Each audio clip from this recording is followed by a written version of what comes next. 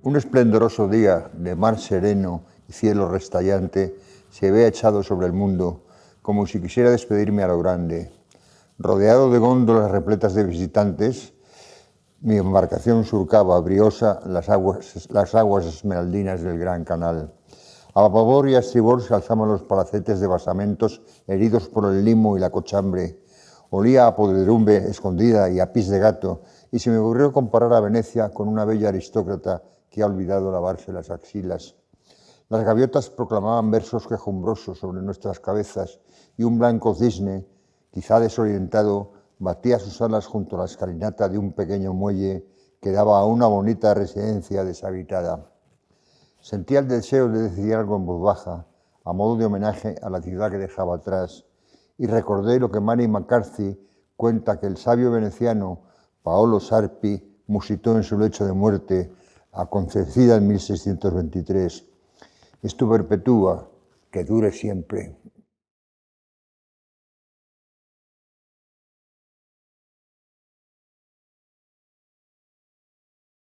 Bueno, en mi caso, mis libros de viajes, también hago novelas y poemarios, pero mis libros de viajes parten de una emoción. Lo que empieza primero es la emoción.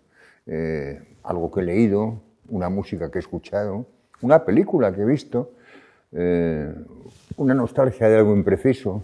En un momento concreto yo tengo una emoción y la necesidad de ir a un lugar. Es como si tuviera una nostalgia de lo que no conozco, ¿no?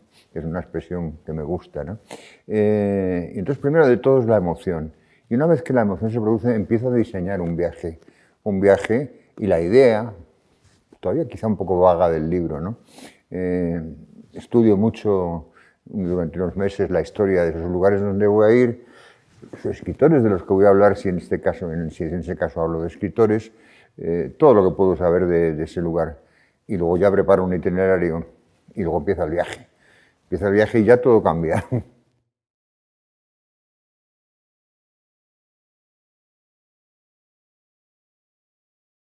Bueno, los grandes escritores han marcado mi vida.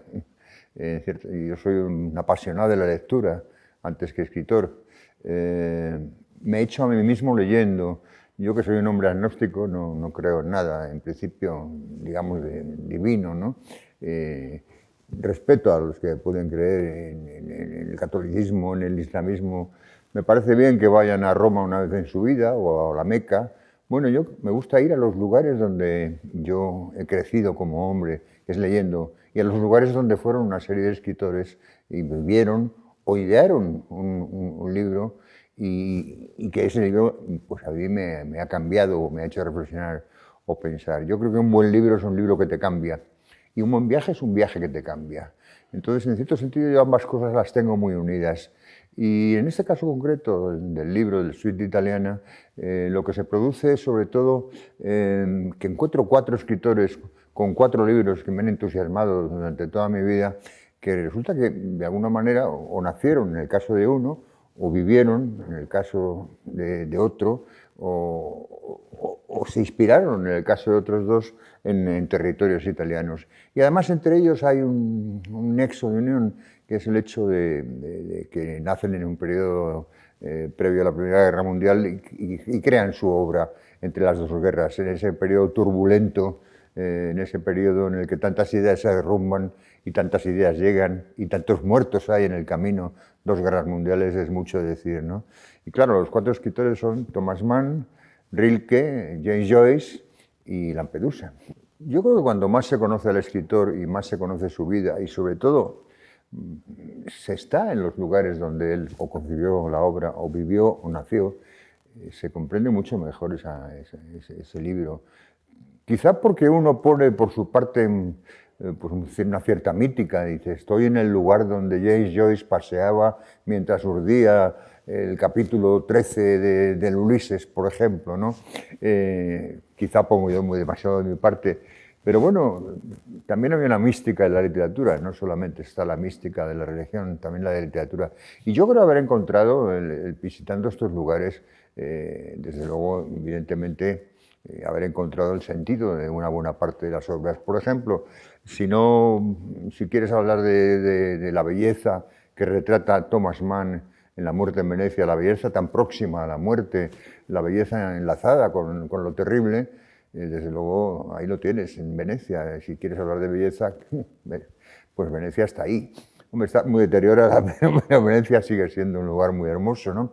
Si quieres hablar de Sicilia y quieres entender a Lampedusa, tienes que pasear las calles de Palermo, esa ciudad magnífica donde él vivió y se crió, donde él nació y se crió y escribió, hizo todo allí. Prácticamente salió una temporada, pero saldría poco de Palermo. Entonces yo creo que todo eso es importante.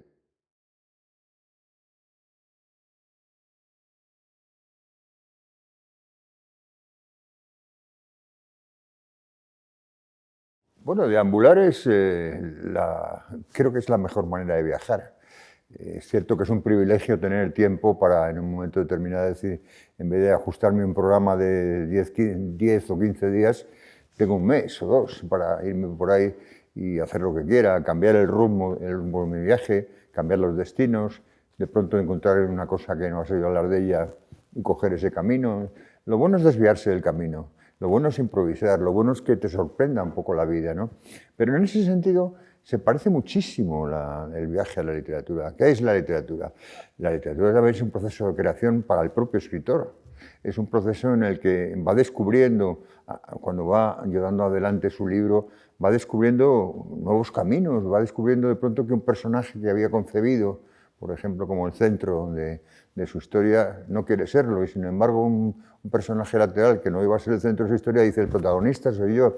Todo ese proceso de creación, de sorpresa para el propio escritor, es lo que da tensión a la literatura y es lo que da también emoción al propio escritor.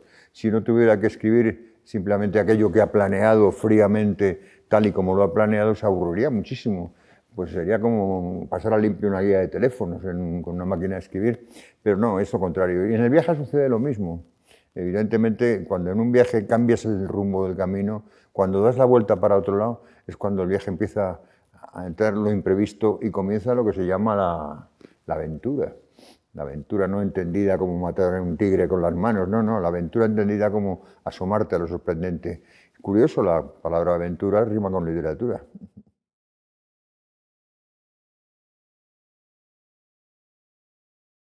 Bueno, si yo sacara la lista de los lugares sobre los que escribiría un libro, pues sería muy larga, ¿no? Si la hiciera, ¿no? Porque no la tengo hecha. Sería muy larga porque la verdad es que me gusta mucho viajar y me gusta mucho escribir de viajes. Es curioso que yo no soy un lector de literatura de viajes, pero soy un escritor de literatura de viajes. Curiosamente, los libros de viajes me interesan en general poco, salvo algunos muy concretos. Leo más novela, más historia, más biografía, más filosofía, más poesía. Leo mucho menos los libros de viajes, pero sí que me gusta hacerlos muchísimo, porque la creación de un libro de viajes supone tocar muchos palos. Por una parte eres lírico, por otra parte puedes establecer un diálogo con personas, por otra parte puedes ser reflexivo, reflexionar por otra parte contar historias. Es un poco como un género que puede resumir y reunir todos los géneros, ¿no? Pero si tuviera que decir, ya tengo 75 años y claro, no me quedan muchos viajes por delante, pero si tuviera bueno, el que me queda no me apetece, si tuviera que elegir algunos todavía pendiente que pudiera hacer, pues seguramente haría México.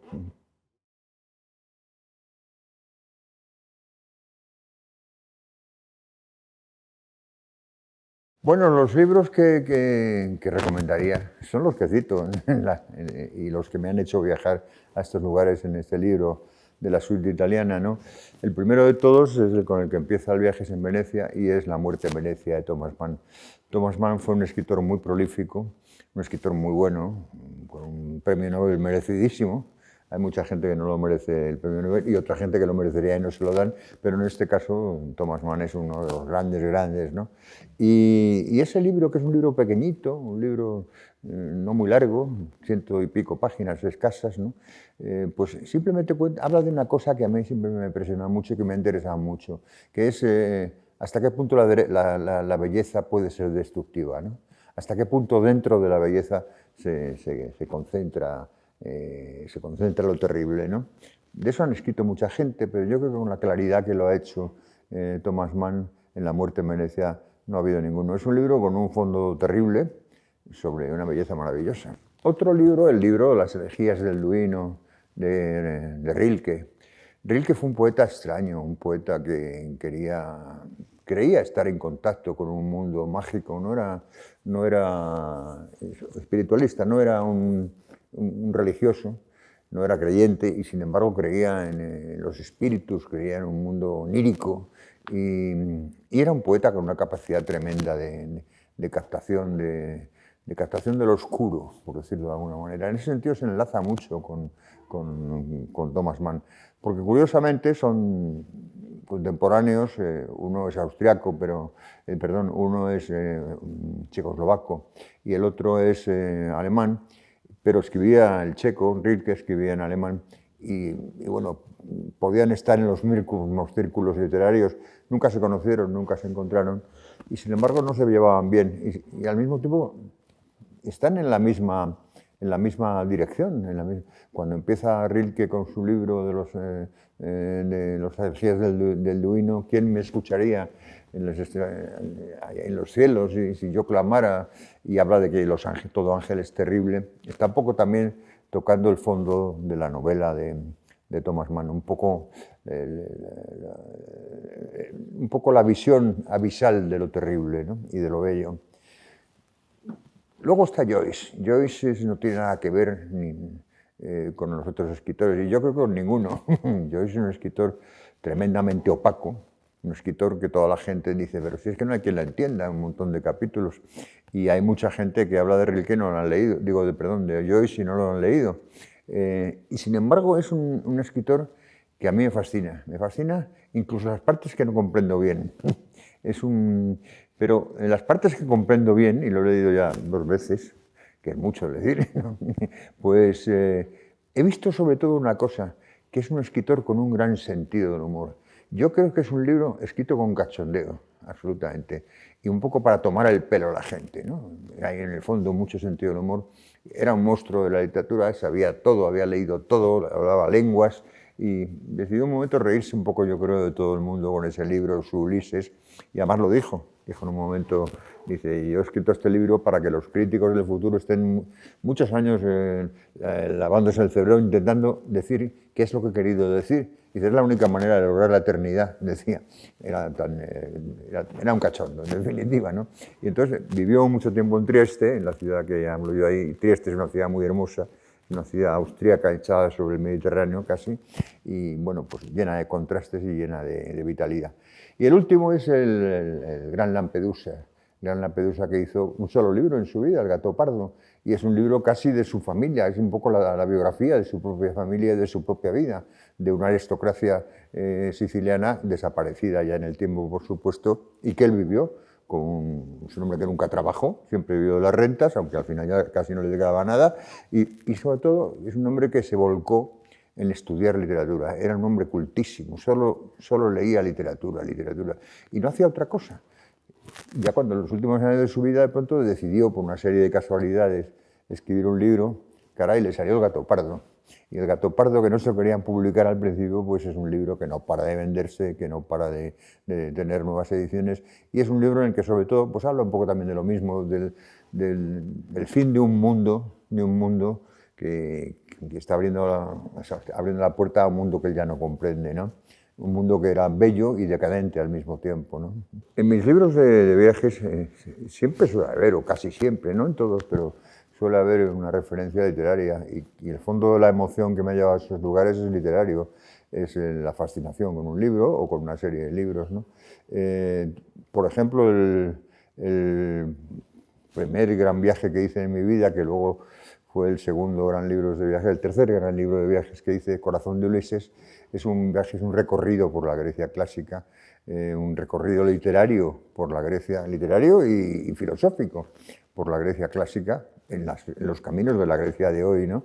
Y ese libro, sobre todo, está marcado por un grandísimo poeta, Homero. Yo soy un admirador tremendo de Homero, o sea, primero de la Odisea y luego de la Ilíada, pero con el paso del tiempo me gusta ya casi más la Ilíada que la Odisea. Los leo, cada 2 o 3 años leo los 2 libros, ¿no? Son libros en los que encuentro cosas nuevas constantemente, ¿no? Y son libros que, fíjate, escritos en el siglo VIII antes de Cristo, más o menos, pues me llegan todavía al corazón, me tocan el alma. Las reflexiones de los personajes en muchas ocasiones, el encuentro, por ejemplo, de Príamo con Aquiles cuando le pide el cadáver de su hijo, al que acaba de matar Aquiles, el cadáver de Héctor, es de una emotividad, es de una emoción tan absolutamente moderna, o más que moderna, porque es difícil de hacerlo también, ¿no?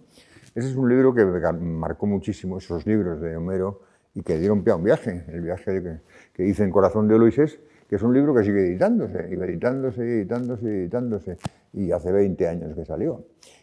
Otro libro que también tiene un fondo literario y es completamente muy distinto es un viaje que hice al Yukón, siguiendo las huellas de Jack London. Jack London es un escritor que me ha gustado muchísimo siempre, toda mi vida. Sus cuentos son fantásticos, los cuentos sobre todo del Yukón.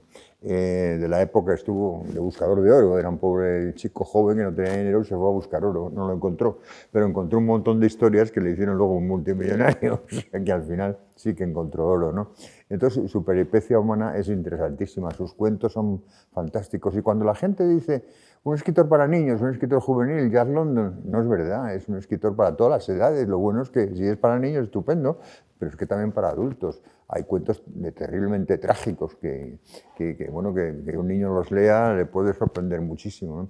Es otro caso, y este caso último pues también es así. Hice también otro libro, siguiendo las huellas de Albert Camus, El hombre de las dos patrias, en Argelia, en los lugares donde él vivió, donde él escribió y cómo concibió sus obras.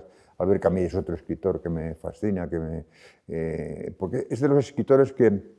Hay muchos escritores que te gustan y dices, qué barbaridad, qué bueno es este escritor y que admiras. Pero hay escritores que te emocionan, te tocan el alma. Y Albert Camus es uno de los escritores que te toca el alma, por lo menos a mí. No solamente el cerebro, sino el alma también. Y también hice un libro sobre él. Y bueno, pues no me acuerdo si alguno más, pero supongo que sí.